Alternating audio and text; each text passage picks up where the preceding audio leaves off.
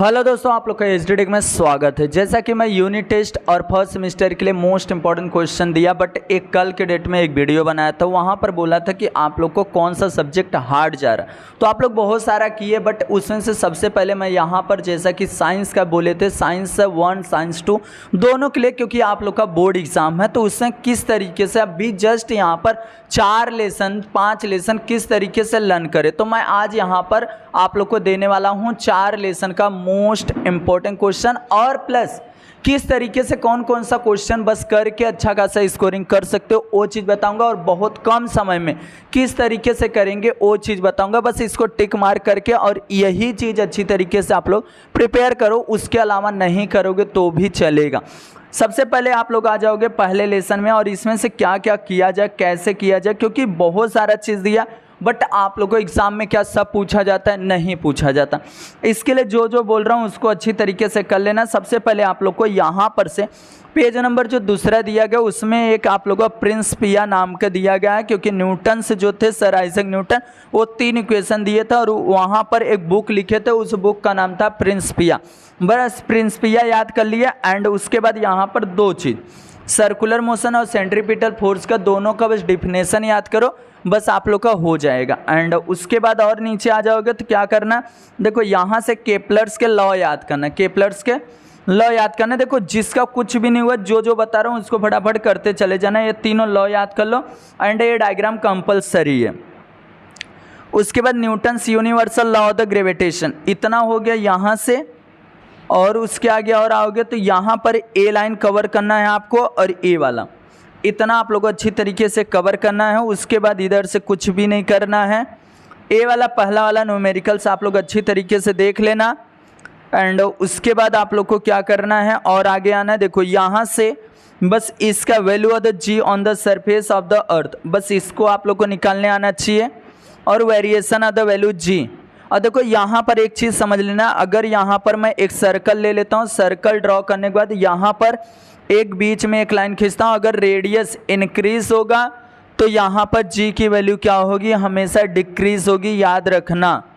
अगर radius are अगर plus में होगा, इंक्रीज होगा, इंक्रीज हुआ तो ईजिली आप लोग का डी जी की वैल्यू क्या होगा, डिक्रीज होगा।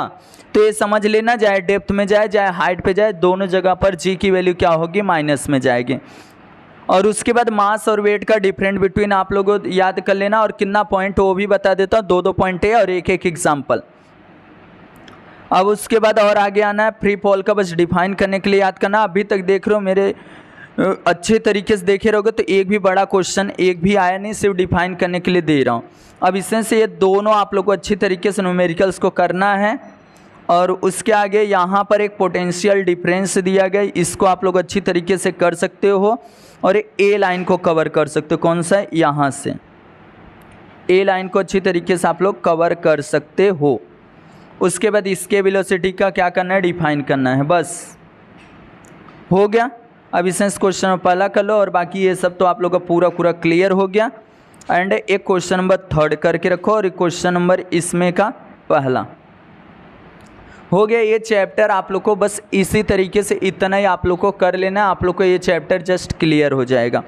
उसके बाद आप लोग को सेकंड चैप्टर में क्या करना है, सेकंड वाले चैप्टर में सबसे पहले यहाँ डोब्राइनर के ट्राइड्स के शॉर्ट नोट याद करना, एक लाइन ये कवर करना है, और यहाँ तक डोब्राइनर के ट्राइड्स आप लोग को अच्छी तरीके से याद कर लेना है। और उसके आगे और आगे आ जाओगे, न्यूलैंड का ऑक्टेव का शॉर्ट नोट याद करना, क्या करना है, शॉर्ट नोट याद करना है। देखो शॉर्ट नोट आप लोग को यहाँ पर मेंडलीव पीरियोडिक टेबल का भी शॉर्ट नोट याद करना है, यहाँ से ए लाइन को कवर कर लेना है बस। देखो जो बता रहा हूँ आप लोग को पूरा अच्छी, मेरिट और डीमेरिट्स का सिर्फ 3-3 पॉइंट याद करो, 3 पॉइंट मेरिट्स 3 पॉइंट डीमेरिट्स याद करके रख लो, और बाकी कुछ भी उतना पढ़ने की ज़रूरत नहीं है। और मॉडर्न पीरियोडिक लॉ याद अच्छी तरीके से करना है। उसके बाद स्ट्रक्चर, वेरी आईएमपी क्वेश्चन है, स्ट्रक्चर याद कर लो। उसके बाद और आगे अपने आ जाते हैं। देखो हाँ, अगर स्ट्रक्चर अच्छी तरीके से याद है तो ये वाला जो मॉडर्न पीरियोडिक टेबल है वो ईजिली आप लोग को लर्न पूरा रहेगा अच्छी तरीके से। मैं पहले बोल रहा हूँ ये पूरा लर्न हो जाएगा, किस तरीके से कहाँ पर yes block, P block, D block और यफ ब्लॉक कहाँ पर है वो आप लोग को आइडेंटिफाई हो जाएगा। एंड उसके बाद आप लोग को यहाँ पर वैलेंसी का जस्ट क्या करना है, डिफिनेशन याद करना है। और उसके बाद एटॉमिक साइज़ का डिफिनेशन याद करना है। और उसके नीचे आ जाओगे तो यहाँ पर मेटॉलिक और नॉन मेटॉलिक कैरेक्टर्स का ये डायग्राम के रिलेटेड क्वेश्चन आ सकता है आप लोग को एग्ज़ाम में। और उसके बाद अभी यहाँ से एक्सरसाइज से पहला क्वेश्चन, दूसरा क्वेश्चन एंड ए वाला। देखो जल्दी से जल्दी किस तरीके से कवर करे, क्या क्या करे, बस उतना करके जाओ। ये तीसरा वाला और ये वाला, देखो इसमें से बस दो, ये दोनों ऑलरेडी मैं अंदर से बताया। इसमें इसी में से एक साइंटिफिक रीज़न आप लोग को एग्ज़ाम में आएगा। और फर्स्ट सेमेस्टर एग्ज़ाम दोगे तो भी इसी के अंदर से एक क्वेश्चन आएगा। बोर्ड एग्ज़ाम में भी एक क्वेश्चन है, क्योंकि हर साल एक क्वेश्चन इसके अंदर से आता है तो आता है साइंटिफिक रीज़न। ए वाला पूरा एंड ए वाला सिंबल हो गया पूरा, ये भी लेसन आप लोग का क्लियर। तीसरे वाले लेसन से आप लोग को क्या क्या करना, सिर्फ इसके अंदर से भी सब डिफाइन करना है, सिर्फ डिफिनेशन। देखो सबसे पहले आप लोग को आना है कहाँ पर, यहाँ पर केमिकल इक्वेशन। देखो यहीं पर दिया है, रिप्रेजेंटेड करके दिया है यहाँ पर, देखो इसको आप लोग कर लो। एंड उसके बाद राइटिंग अ केमिकल इक्वेशन कैसे लिखते हैं उसको आप लोग को समझ के लेना है। एंड उसके बाद देखो बैलेंसिंग और अनबैलेंसिंग जो दिया गया है वो ईजिली, अगर देखो रिएक्टेंट साइड और प्रोडक्ट साइड अगर दोनों नंबर से सेम रहेंगे तो दिस इज़ कॉल्ड, हम लोग बोल देंगे यहाँ पर आप लोग को सिंपल तरीका बैलेंस इक्वेशन। अगर दोनों साइड में क्या रहेंगे, डिफरेंट रहेंगे, तो उसको अनबैलेंस इक्वेशन बोलेंगे। तो ईजिली आप लोग को समझना रहेगा। एंड उसके बाद आप लोग को क्या करना और नीचे आना है, यहाँ पर देखो वेरी आईएमपी क्वेश्चंस ए है, types of the chemical reaction, combination reaction, सबके एक एक एग्जांपल करना है और सबके क्या करना है, डिफिनेशन याद कर लेना। सब ब्लैक लाइन है, जितने इनके टाइप्स है सबके डिफिनेशन आप लोग को याद रहना चाहिए। अब आता है एंडोथर्मिक और एक्सोथर्मिक के डिफरेंट बिटवीन। तो ये हो सकता है आप लोग को डिफिनेशन पूछा जाए तो ये दोनों का डिफिनेशन आप लोग अच्छी तरीके से याद कर लो। अगर डिफरेंट बिटवीन भी पूछा जाता है तो ईजिली याद हो जाए, क्योंकि डिफिनेशन याद रहेगा। उसके वाले ए वाले पेजेस पे आओगे, ए वाला याद करना है। देखो यहाँ से एक एक एग्जाम्पल हो गया। अब रेट ऑफ केमिकल रिएक्शन, ये चीज़ मैं बार बार बोलता हूँ, याद करके रखो, एग्जाम में आता है ईसा।